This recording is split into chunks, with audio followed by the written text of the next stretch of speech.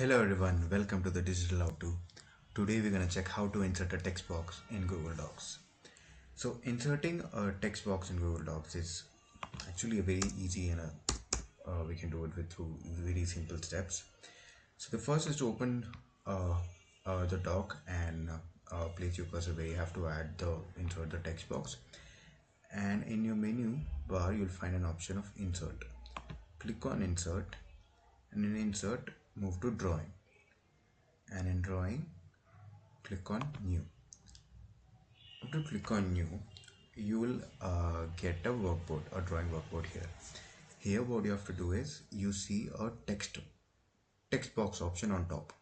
You just click on the text box and then you just drag and select the size of your text box. So just drag it. Now this is the size, and that's it. Your text box is there. Now to insert text, you just simply have to type what you want inside the text box. So I'm just gonna write text box. This text box can be very customizable. You can insert color of your choice. I'm gonna go with say a light blue, and then I'm just gonna reduce the size of it, and voila, that's it. You have to just save and close, and the text box appears.